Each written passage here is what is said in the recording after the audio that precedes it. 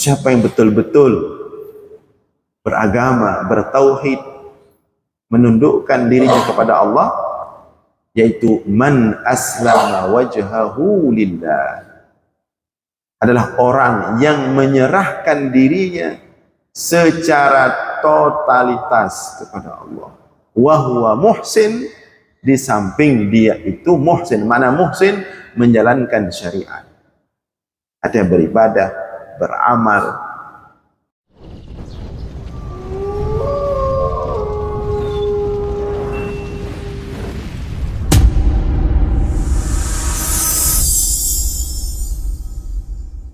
Alhamdulillahil wahidil ahad al-fardis samad alladzi lam yalid wa lam yulad wa lam yakul lahu kufuwan ahad walladzi laysa kamitslihi syai'un wa huwas samiul basir.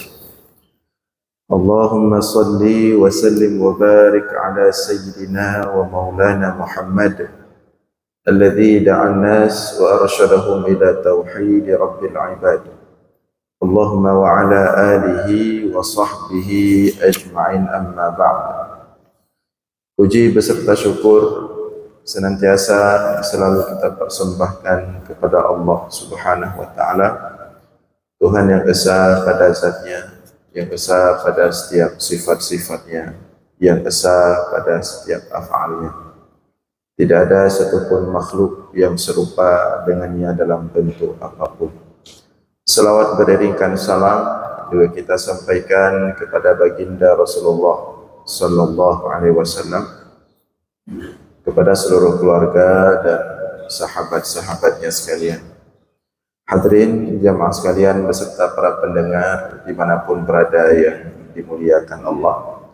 Kembali kita dalam ulasan singkat tentang ilmu tauhid.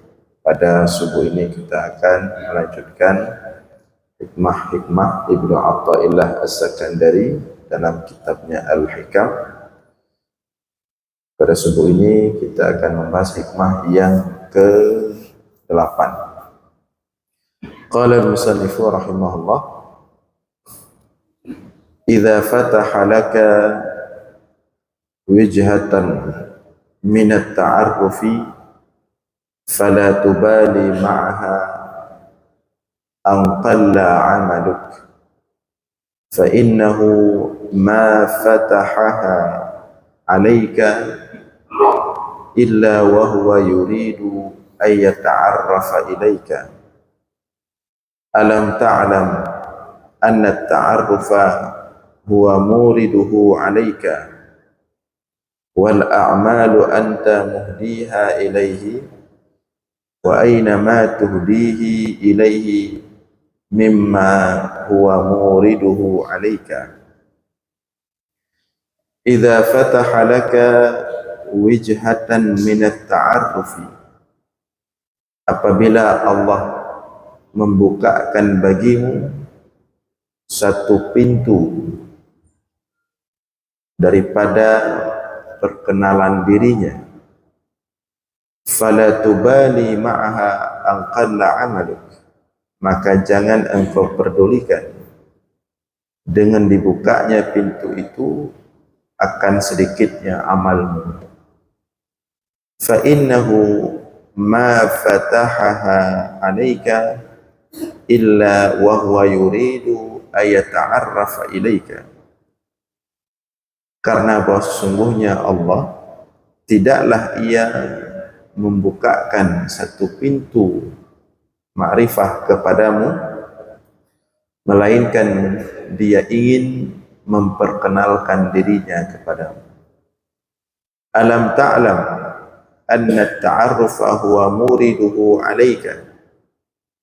Tidakkah engkau ketahui bahwa sungguhnya perkenalan dirinya itu Allah sendiri yang menginginkannya. Wal a'mal anta muhdiha ilaihi, sedangkan amalanmu itu yang engkau hadiahkan kepadanya. Wa aina ma tuhdihi ilaihi mimma huwa muriduhu 'alaika, dan di manalah letak apa yang engkau hadiahkan kepada Allah dibandingkan apa yang diinginkan oleh Allah kepadamu, yaitu memperkenalkan dirinya kepadamu. Nah, hadirin sekalian yang dimuliakan Allah, ada beberapa hal penting dalam hikmah ini yang perlu kita ambil pelajaran. Yang pertama, di sini Ibnu Athaillah As-Sakandari mengatakan, apabila Allah ingin memperkenalkan dirinya kepadamu, artinya mulai membuka pintu ma'rifah. Apabila Allah menginginkan untuk memperkenalkan dirinya kepada kita, maka jangan kita ukur keinginan Allah untuk memperkenalkan dirinya itu kepada kita, jangan kita ukur dengan sedikitnya amalan yang ada pada kita. Nah, di sini perlu kita jelaskan tentang kedudukan amalan dalam Islam. Jadi artinya bukan di sini Ibnu Athaillah As-Sakandari ingin memposisikan bahwa amalan itu seolah-olah kecil sekali pengaruhnya. Ibadah ya, kecil sekali pengaruhnya, bukan. Namun di sini yang pertama tentang kedudukan amalan ini, amalan dalam Islam, ibadah dalam Islam adalah tanda kepatuhan kita kepada Allah. Jadi jangan dipahami nanti bahwa amalan itu tidak terlalu penting. Yang penting dekat dengan Allah walaupun tidak beramal. Tidak bisa. Ya. Kenapa? Karena amalan itu sendiri tanda ketaatan kita kepada Allah. Tanda kepatuhan kita kepada Allah.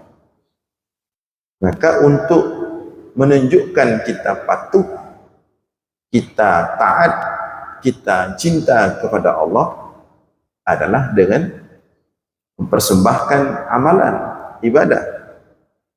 Makanya Allah katakan dalam Al-Quran, wabtaghu ilaihil wasilah. Dekatilah Allah dengan wasilah, dengan perantara. Tujulah kepada Allah dengan wasilah, perantara.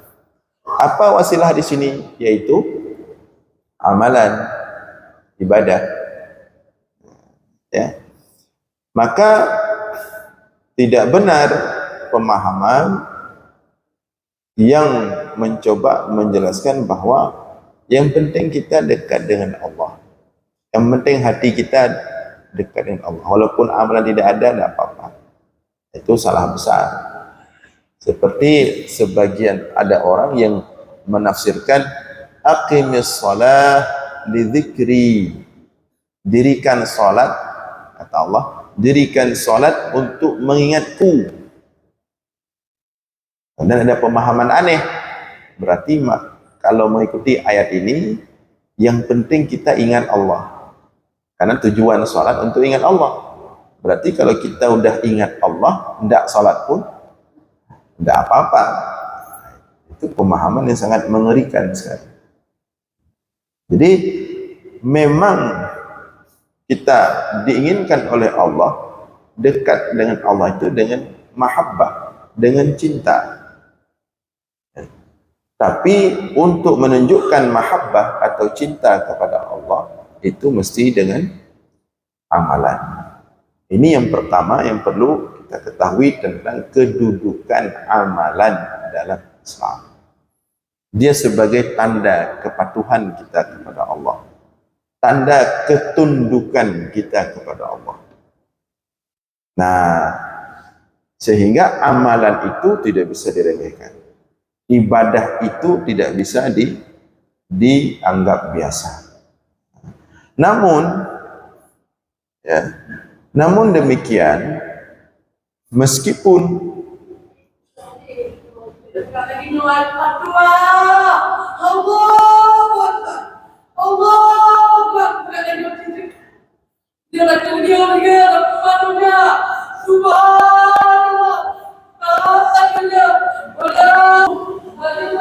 Jadi itu yang pertama tentang kedudukan amalan dalam Islam. Namun demikian, di samping amalan itu ada yang lebih penting. Ada yang lebih penting dari amalan.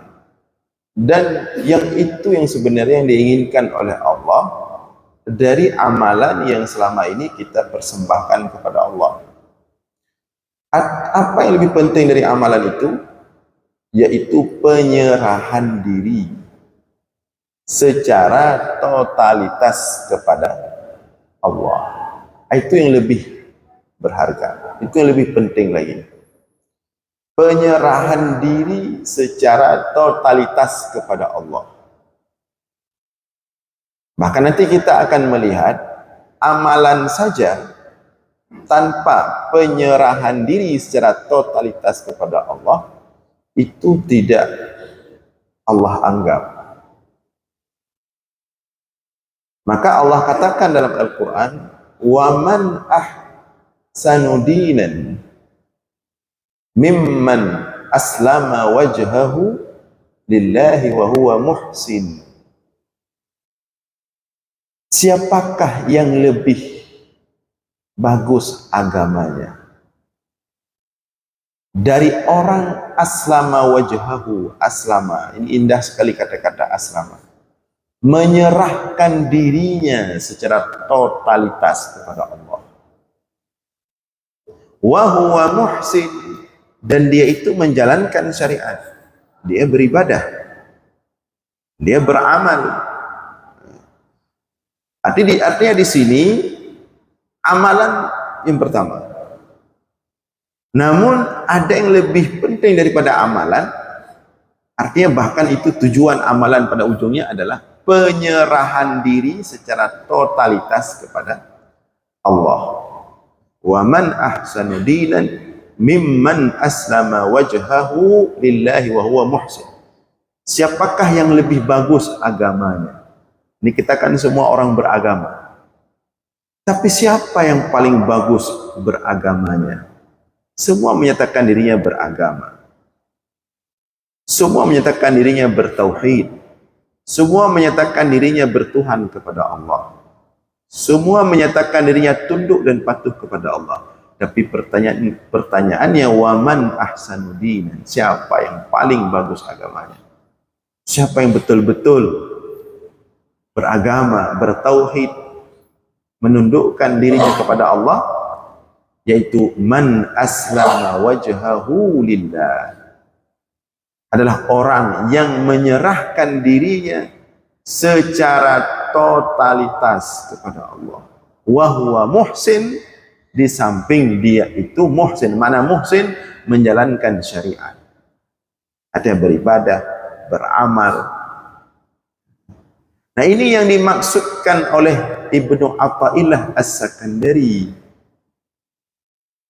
bahwa meskipun kadang-kadang ada orang amalannya sedikit, tapi penyerahan dirinya kepada Allah totalitas, maka dia lebih berkualitas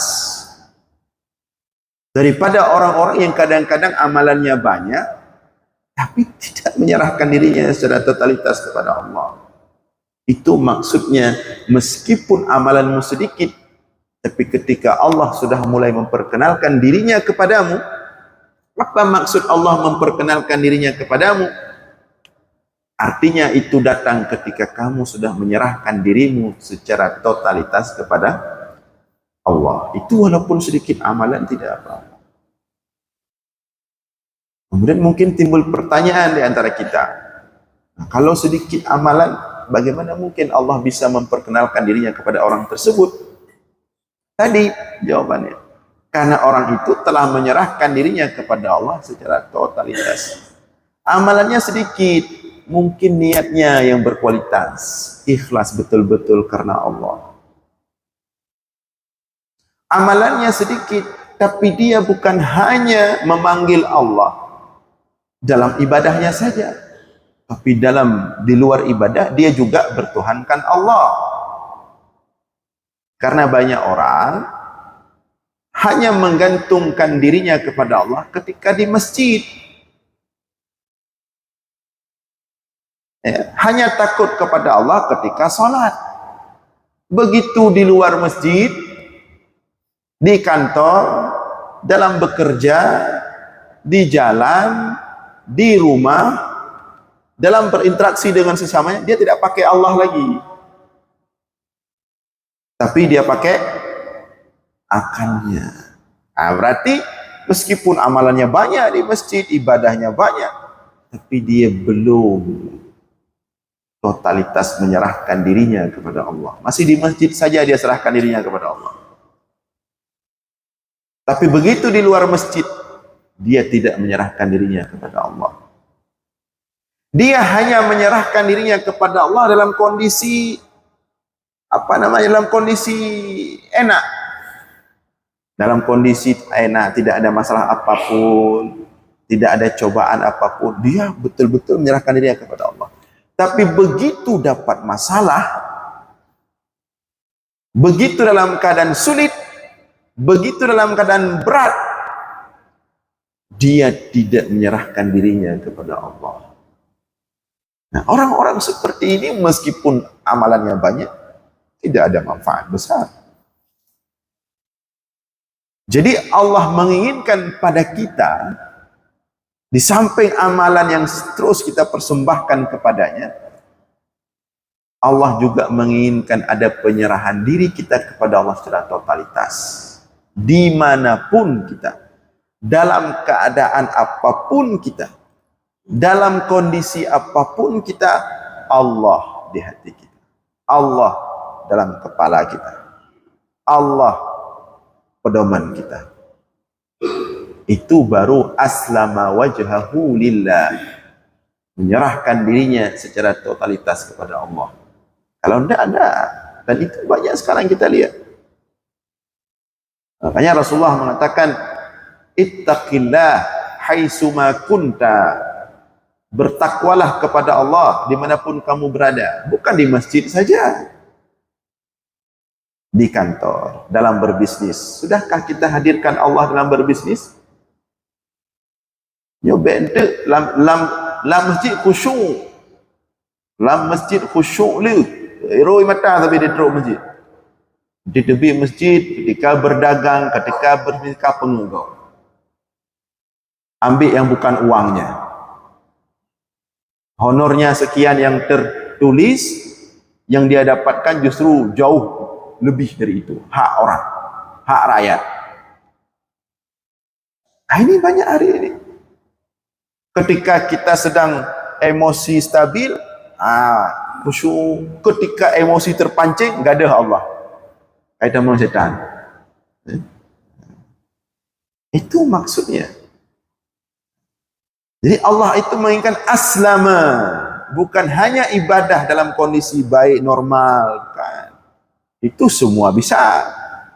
Makanya Allah katakan dalam ayat yang lain, ahasiban nas ayyutraku ayyaqulu amanna wa hum la yuftanun walaqad fatanna alladhina min qablihim.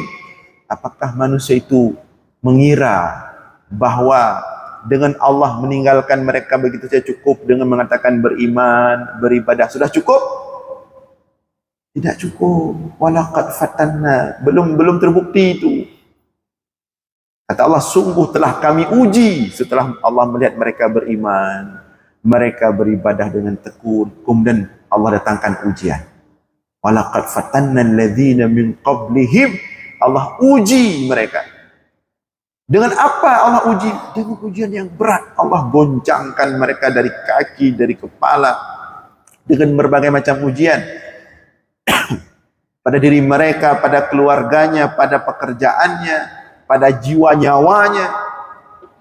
Kemudian setelah Allah uji, baru nampak mana yang selama ini menyatakan dirinya beriman kepada Allah, mana yang selama ini beribadah kepada Allah. Apakah itu betul-betul karena Allah atau ada tujuan lain? Itu maksud ingin kita terangkan daripada perkataan Ibnu Athaillah Sakandari, kalau Allah sudah membuka pintu ma'rifah kepadamu, maka tidak apa-apa kalaupun amalan masih sedikit. Karena itu bisa terjadi dan banyak terjadi. Ketimbang orang-orang yang amalannya banyak, begitu datang cobaan, panik, tidak terkendali. Hilang Allah dari hati. Nah, itu yang pertama. Yang kedua, sekarang ingin kita lihat jenis-jenis atau cara Allah memperkenalkan dirinya kepada kita bagaimana. Karena berbicara ta'aruf Allah kepada kita ini perkara besar. Allah sendiri yang ingin memperkenalkan dirinya kepada kita, ingin membuka dirinya. Berarti kalau Allah sudah ingin membuka dirinya kepada kita, itu kita sudah sangat istimewa sekali. Kita saja sesama manusia, tidak mudah kita membuka diri terlalu lebar kepada sesama kita. Kita harus pastikan dulu ini orang ini cocok. Kalau kita jadikan kawan akrab, kita bisa terbuka dengan dia. Berarti kalau kita membuka diri kepada seseorang tentang diri kita, tentang kehidupan kita, berarti dia berarti bagi kita, kan begitu? Kan tidak mungkin kita jumpa orang tiba-tiba langsung kita buka tentang diri kita, kan tidak mungkin. Kita harus kenal dulu dia, oh dia cocok. Kalau Allah sudah ingin membuka dirinya, sudah ingin memperkenalkan dirinya secara hakikat dirinya kepada seorang hamba, berarti hamba tersebut sudah sangat istimewa. Sangat istimewa sekali. Kalau tidak mungkin Allah buka dirinya kepada hamba itu. Nah, ini makna ta'aruf. Ya. Karena kata tadi Ibnu Athaillah, "Idza fataha laka wijhatan minat ta'aruf", apabila Allah sudah buka bagimu satu pintu perkenalan dirinya, ini kita harus siap. Harus terima dengan baik. Meskipun mungkin amalan kita masih mungkin kita ikhlas dalam beramal. Allah lihat, oh ini lebih berkualitas walaupun dia sedikit amalannya, daripada si fulan banyak tapi tidak berkualitas. Maka Allah menuju ke si fulan yang sedikit amalan ini. Allah buka. Ketika Allah sudah buka makrifah itu, perkenalan dirinya kepada seorang hamba, maka mulailah hamba itu. Nanti kita baca hasil daripada ketika Allah sudah memperkenalkan dirinya kepada hamba tersebut. Seorang hamba. Tapi ada syarat. Cuman sebelum itu, yang perlu kita ketahui, cara Allah memperkenalkan dirinya kepada seorang hamba, cara Allah membuka dirinya kepada seorang hamba. Nah, ini yang harus kita pahami, bagaimana cara Allah. Ya tadi, cara Allah mungkin agak berbeda. Kalau kita misalnya sudah ingin membuka diri kepada seseorang, sudah dekat, ya, kita ingin dekat dengan dia, ya kita kasih apa? Kita kasih hadiah, kita kasih enak-enak lah. Kalau Allah tidak seperti itu. Kalau Allah sebaliknya, Allah uji hamba itu. Begitu dia lewat ujian itu, langsung Allah rangkul hamba itu, Allah peluk hamba itu, kira-kira seperti itu. Makanya Rasulullah mengatakan, asyaddul bala al-anbiya summal amsal fa amsal. Manusia yang paling berat cobaannya, manusia yang paling berat ujiannya adalah para nabi. Berbagai macam cobaan. Summal amsal fa amsal. Kemudian yang di bawah nabi, makin Allah ingin dekat dengan seorang hamba, berarti makin Allah menguji hamba itu. Semakin hamba itu lewat dengan ujian Allah, semakin Allah dekati dia, semakin Allah rangkul dia. Nah, ini yang banyak hamba tidak siap. Nah, ini masalahnya. Padahal seandainya dia siap, maka bukan tidak mungkin kemudian Allah jadikan dia sebagai walinya. Dari awal dulu sudah sering kita ulang-ulang, untuk menjadi wali Allah itu tidak hanya tidak dengan tahajud, belum tentu. Untuk jadi Allah itu bukan hanya dengan salat, belum tentu. Wali Allah itu baru dia jadi wali setelah diuji. Seperti emas, perak, kan setelah dibakar, diproses dulu, ditempa dulu, dibakar, baru jadi emas. Demikian juga seorang wali Allah, setelah ditempa dulu dengan berbagai macam cobaan berat, setelah diuji, ternyata dia bertahan, tetap menyerahkan dirinya kepada Allah, baru kemudian Allah angkat jadi wali. Walaupun cara Allah angkat seorang hamba jadi wali tanpa pelantikan, dia nggak tahu dia itu sudah diangkat jadi wali. Justru kalau dia tahu berarti dia bukan wali. Kalau dia sadar, oh saya wali, berarti bukan itu. Nah, kita lihat di sini dijelaskan oleh Ibnu Ajibah. Wa qala Syekhuna Al-Buzidi radhiyallahu anhu, hadhihi ta'arufat al-jalaliyah ala thalathati aqsam. Ada 3 cara Allah memperkenalkan dirinya kepada seorang hamba. Yang pertama, qismun uqubah wa tardin, wa qismu ta'dibin wa tanbih, wa qismu ziyadatin wa taraqqin. Yang pertama, fa amman alladhi huwa uqubah wa tardin, yang pertama adalah uqubah wa tardin, dihukum, wa tardin, dan dijauhkan. Apa makna hukum dan dijauhkan ini? Dibuat dia jatuh dalam maksiat. Makanya kalau ada perkataan tasawuf, kadang-kadang Allah memang menghendaki seorang hamba itu berbuat maksiat. Itu tidak sepenuhnya salah. Memang itu bagian daripada cara Allah untuk mendekatkan hamba itu kepadanya. Bukan dia agar berbuat maksiat itu, tapi agar Allah melihat setelah dia berbuat maksiat itu dia kemana? Apakah dia kembali kepada Allah? Apabila dia kembali kepada Allah, maka kata Allah, innallaha yuhibbu at-tawwabin. Allah mencintai orang-orang bertaubat. Kan dalam hadis disebutkan, seandainya Rasulullah mengatakan, seandainya manusia ini semua baik, semua soleh, maka Allah matikan semua, Allah gantikan dengan manusia yang lain. Mereka berbuat maksiat, tapi mereka bertaubat kepada Allah. Jadi memang kadang-kadang ada kondisi Allah menghendaki hambanya itu berbuat maksiat. Nah ini, uqubah. Sebagai hukuman Allah, Allah ingin menjauhkan dirinya. Dijauhkan. Setelah dijauhkan hamba itu dari Allah, Allah ingin lihat apakah dia kembali mendekat kepada Allah atau tidak. Seperti kita juga dengan kawan-kawan kita. Kita kalau ingin mengetes kesetia kawanan kawan kita. Kalau selalu kita kasih kopi, ya setialah dia. Tiap pagi kita ajak ngopi, sorenya kita ajak makan mie goreng, mie udang, itu pasti setia dia. Ini sesekali kita nggak mau kasih dia kopi, kita tarik semua kopi, nggak kita ajak ngopi lagi, makanan apa, nggak kita kasih apa-apa. Sengaja, tujuannya apa? Kita ingin lihat sejauh mana kesetia kawanan dia. Justru kita buat dia susah. Ini dah pegang mangat cakap pasti setia dah, tapi lang ketik tengok.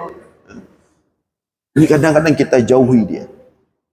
Sengaja, walaupun hati kita cinta kepada dia, sayang kepada dia, tapi kita ingin menguji. Demikian juga Allah kadang-kadang dengan hambanya. Ditahan semuanya, dijatuhkan dia dalam maksiat. Nah setelah dia terasa jauh, setelah dia jatuh dalam maksiat, Allah tunggu kemana dia pergi. Ketika ada seorang hamba yang jatuh dalam maksiat, bangun lagi, jatuh lagi, bangun lagi, jatuh lagi, akhirnya dia menyimpulkan, capek saya berusaha untuk menuju Allah, tidak sampai-sampai, ya udahlah. Akhirnya dia tidak peduli lagi. Berarti dia tidak lewat ujian itu. Maka siapapun yang Allah uji dengan maksiat, bertahanlah. Sampai Rasulullah katakan, innallaha la yamallu hatta tamallu. Sesungguhnya Allah tidak akan pernah bosan-bosan mengampunkan dosa seorang hamba sampai hamba itu sendiri yang bosan minta ampun kepada Allah. Ketika dia sudah bosan, selesai, dia tidak lewat. Ini yang perlu kita pahami. Banyak yang seperti itu. Ketika kita tanya, kenapa anda tidak berubah? Sudah saya coba berubah. Kalau aku jak masjid, nanti bulan ke hai jali. Aku jali juga. Diambil kesimpulan seperti itu. Coba anda jaga pandangan. Sudah saya jaga, tapi roh dekalan cik kakelah bah dekalan-kalan juga dia. Padahal ketika seseorang itu dalam maksiat, itu bagian daripada ujian Allah. Itu yang harus, dan itu penting sekali. Tapi jangan kemudian kita liar pikiran kita. Jangan kemudian kita menghalalkan maksiat. Kalau begitu sedang-sedang maksiat, kita berpikir aja ini sedang ujian Allah, saya jalani dia terus maksiatnya. Nanti kalau memang kira-kira sudah apa, itu sudah jahat pikiran kita, itu sudah jelek ya. Itu sudah tahu Allah berarti.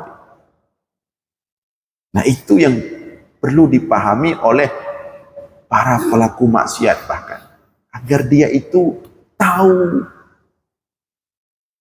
bahwa Allah itu menunggu dia. Maka Allah katakan dalam Al-Quran, Allah berikan banyak instrumen-instrumen itu. Fafirru ilallah, segera kembali kepada Allah. Lari, fafirru, lari ke sini, ke sini. Wasari'u ila maghfiratin, bersegeralah kembali ke taubat. Karena banyak orang yang Allah uji dengan maksiat, tidak kembali. Harus kita katakan kepada mereka, kepada kita juga lebih dulu, karena kita orang berbuat maksiat juga, bahwa maksiat itu bagian cara Allah untuk menguji kesetiakawanan kita, kesetiaan kita, kepatuhan kita, cinta kita kepada Allah. Maka kadang-kadang lihatlah, si pelaku maksiat itu, kalau hatinya bersih, dia akan ditarik balik oleh Allah. Ada pelaku maksiat yang memang dia jatuh dalam maksiat, jatuh bangun dalam maksiat, dia sudah berusaha keras, tapi jatuh lagi, berusaha lagi, jatuh lagi. Selama dalam hatinya ada niat berusaha untuk kembali kepada Allah, dia akan ditarik kembali oleh Allah. Maka Allah katakan dalam Al-Quran, walladzina jahadu fina lanahdiyannahum subulana. Orang yang berusaha terus mujahadah untuk bisa sampai kepada kami, lanahdiyannahum subulana, akan kami berikan dia itu jalan, akan sampai kembali kepada kami. Yang jangan itulah tadi niat tak baik, jahat niatnya. Allah biar aja dulu dalam maksiat ini. Itu udah nggak baik, ini udah jahat itu. Nah, itu cara pertama Allah ingin dekat kepada hamba. Diuji dengan ukubah, dihukum dengan maksiat, dijauhkan dengan Allah. Tapi tujuannya adalah Allah ingin melihat setelah itu apa yang terjadi. Apakah dia akan kembali tetap menyerahkan dirinya kepada Allah atau semakin jauh. Maka disebutkan di sini, orang-orang seperti ini adalah fahuwa alladhi yusi'ul adab. Orang-orang yang mungkin dia punya adab yang kurang baik dengan Allah, fayu'aqibuhul haqqu wa ta'ala, maka kemudian Allah hukum dia dengan tadi jatuh dalam maksiat, jatuh dalam dosa, fayasfutu, tapi kemudian dia marah dengan maksiat itu. Udah capek saya berusaha buat baik tapi tetap jadi jahat. Maka orang yang tidak lewat wayaqnutu, kemudian dia sampai putus asa. Hati di kali coba hati rebabat terus. Ya, fa wayaqnutu wa yunkiru, kemudian dia menjauh dari Allah, ingkar kepada Allah, fayazdadu minallahi tardan wa bu'dan, maka orang seperti ini akan terus makin jauh dari Allah. Itu cara yang pertama. Cara yang kedua, wa ammal qismul ladzi huwa ta'dib, cara yang kedua dengan ta'dib. dengan dididik. Kalau tadi dihukum, yang kedua dididik. Apa dididik? Dengan fahuwallazi yusi'ul adab. Hamba inilah hamba yang buruk adabnya dengan Allah. Fayu'adibuhul haqqu ta'ala fayu'arifuhu fiha. Orang seperti ini dihukum dengan cobaan. Sakit yang tidak sembuh-sembuh. Bangkrut dalam bisnisnya. Keluarganya berantakan. Istrinya bermasalah. Suaminya bermasalah. Atau anaknya bermasalah. Atau sosialnya bermasalah. Pokoknya hidupnya itu penuh dengan cobaan berat. Nah, ini bagian daripada cobaan Allah. Kita lihat sebuah hadis qudsi untuk memperjelaskan masalah ini ya. Qala Allah Ta'ala qala Allah Tabaraka wa Ta'ala, Allah mengatakan dalam hadis qudsi, "Idza batalaitu 'abdil mu'min," apabila aku menguji hambaku yang beriman dengan ujian berat tadi, cobaan-cobaan yang bentuknya fisik atau harta atau kehormatan, dihina, disakiti, diinjak kehormatan kita, tidak dihargai, itu cobaan Allah semua.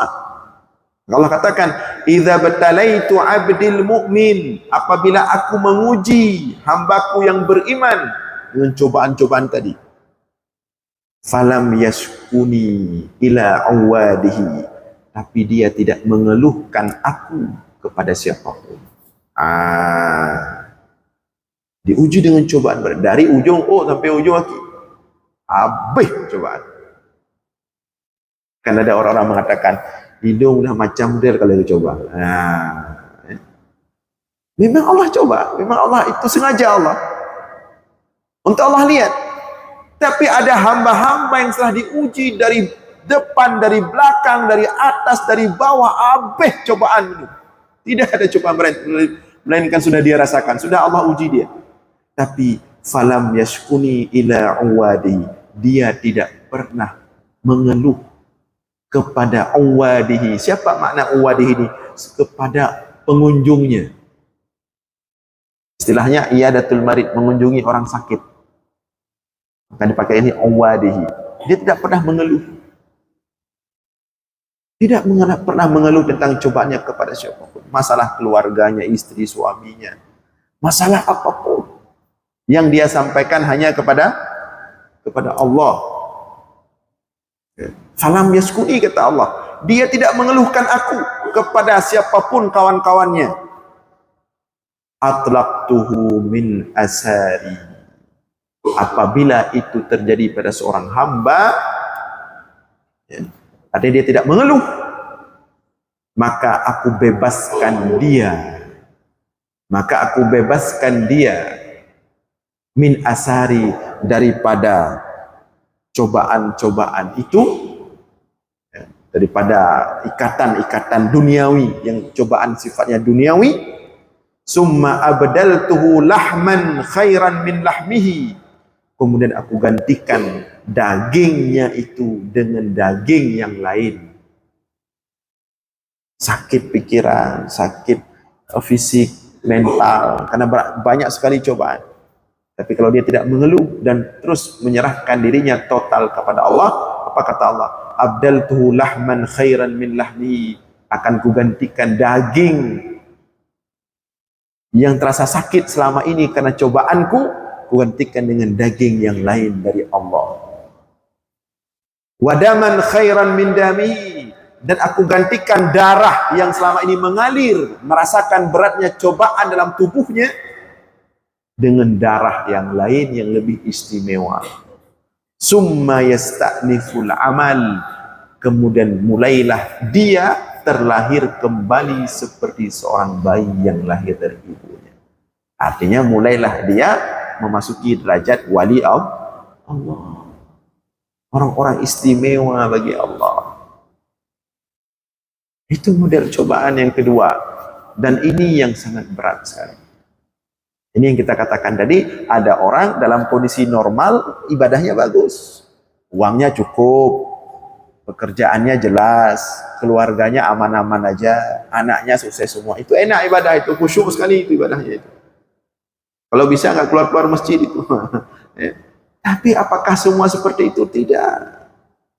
Ada orang yang dicoba oleh Allah, keluarganya, istrinya, suaminya, anaknya, dirinya, pekerjaannya, hartanya, tapi tetap khusyuk kepada Allah.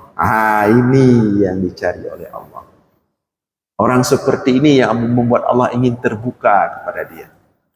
Nah, ini yang kedua. Terakhir, yang ketiga, cara Allah membukakan dirinya kepada hambanya adalah dengan fahuwa wa ammal ladzi hiya fi haqqi ziyadah wa taraqqin. Ini memang sudah level tingkat atas. Artinya dia sudah lolos daripada cobaan maksiat tadi. Dia sudah lolos daripada cobaan seperti tadi bentuk-bentuknya duniawi. Nah, berikutnya adalah dia terus meningkat taraqqin, meningkat ibadahnya. Ini sudah level atas. Ya. Sudah menikmat dalam beribadah. Ini bagian daripada cobaan Allah juga.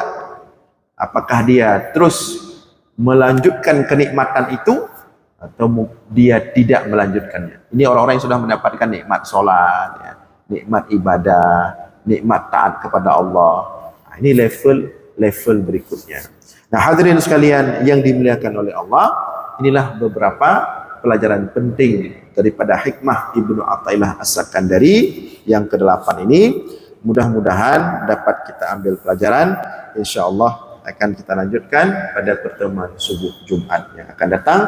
Aqulu qawli hadza wa astaghfirullah li wa lakum. Wassalamualaikum warahmatullahi wabarakatuh.